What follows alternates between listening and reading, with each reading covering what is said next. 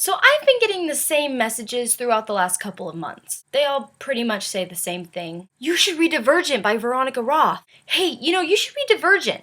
Have you heard of Divergent? Oh my gosh, read Divergent. Please read Divergent. The first message came to me in February. I don't know how that's possible since Divergent wasn't actually available until May. Maybe you're from the UK and you got lucky and got it early. But I had to say the same thing to everybody. It's not out yet! But when it finally came out, I got more messages saying, it's out finally! It's available on the Kindle! Will you read it? But Throne of Fire just came out, and 10th anniversary. Fine. So here is my book review.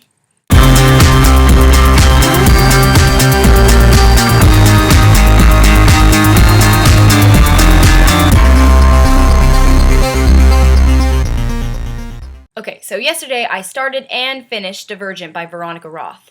It's not a bad thing that I finished it so quickly, that just means I couldn't put it down. I'm a fast reader. It went a little something like this.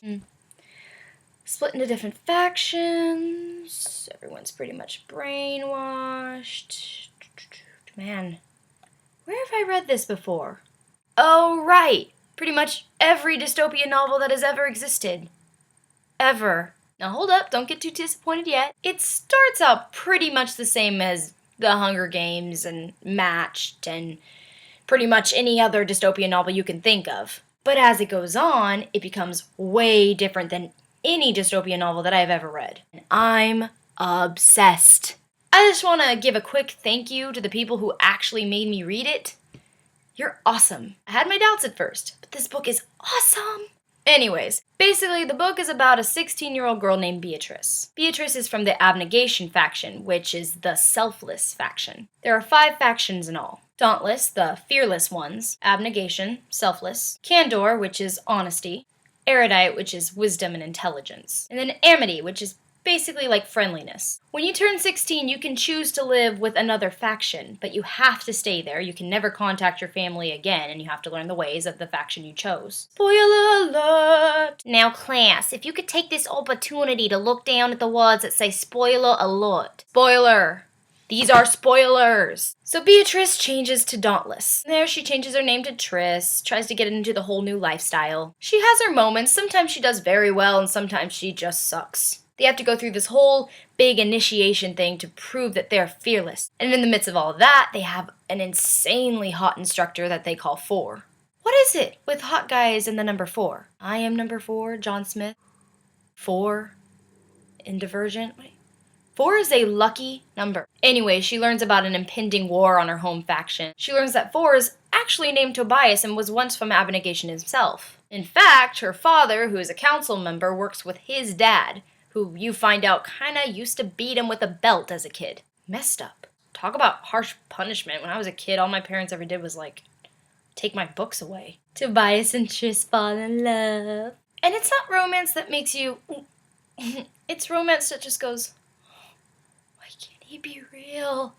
I want one. Anyways, pros and cons. I'll start with the cons, because there aren't many. 1. There seems to be a trend these days for writing style in YA fiction. I don't know where it came from, but it's this weird, detached kind of first person. The kind where you feel like you can never really connect with the character. I went to the washing room. I washed my clothes. I dried my clothes. I left it there. I felt afraid.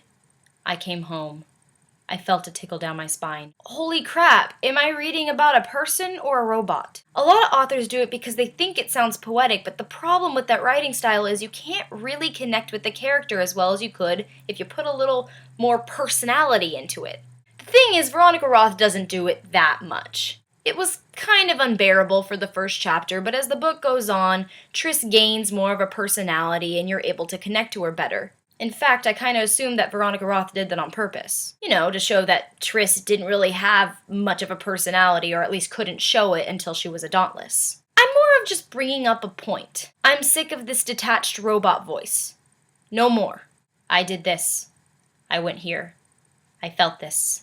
We did this. He kissed me. My heart beat. Another thing isn't really that big of a deal. It's more of a personal thing that bugged me. Remember the part when 4 and Triss were sitting together? They're about to have their first kiss. And Triss goes, I know I'm not pretty, Don't lie. I thought 4 was gonna say something like, "You're beautiful to me." You know, something that made me go, "Aww." Instead he goes, "Well, yeah, you're not, but you know what? You're a great fighter." Oh, 4. That was just a tiny thing. Another thing is that there were 2 big twists in the book. The thing is, they weren't really twists. At least, not for me. So, nobody else knew that 4 was Tobias the entire time. Because I did.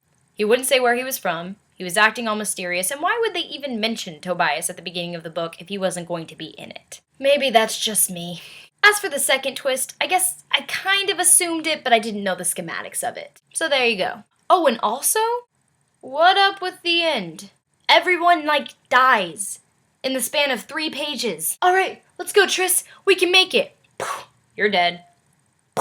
You're dead. Oh, good, Caleb's alive. Oh, wait, I don't care about Caleb. I was legitimately sad when her mom died. I liked her. But oh well. So those are the cons. Told you it was a short list. Now for the pros. This book starts out seeming like you're already going to know the ending. Because, well, dystopian novels are trending these days and they all are kind of the same. It's not a bad thing. I don't want to forbid authors from writing dystopian novels. If that's your passion, go for it. But try to find a way to write them a little more creatively. What was so different about Divergent was the type of government they were under as opposed to the Hunger Games and MASH and everything else. I mean, yes, they were controlled, but they were also kind of able to make their own decisions a lot more than any other characters in dystopian novels. And the fact of the matter was that they were choosing what the government wanted them to choose. See, the word divergent itself means that she can make several different choices, which makes her a threat to the government. And see, in other dystopian novels, it seems like these governments got the way they are because people in the past were too harsh on each other. There were too many wars, they were too judgmental. But in Divergent, it almost seems like the government got this way because people are striving way too hard for peace. In fact, one of my favorite quotes from the book was, "Those who seek peace above else, they say, will always deceive to keep the waters calm." So instead of fighting for control or power, this government was seeking peace. And it's looking like that's what'll lead it to its demise. I thought it was a unique and interesting point of view from a political standpoint. Don't get me wrong, I'm not talking about real politics. I'm talking about fictional politics. Which, sure, if you want to use them in real life, go ahead. I'm just saying for the record. Another thing I liked about Divergent were there were quotes that made you just go, yeah. The more quotes I highlight on my Kindle, the better the book was. Because there are some books that you can read and they were really nothing special. I mean, you don't really remember anything that the author said. You just vaguely remember the storyline. And that's okay, but I prefer books that make me think.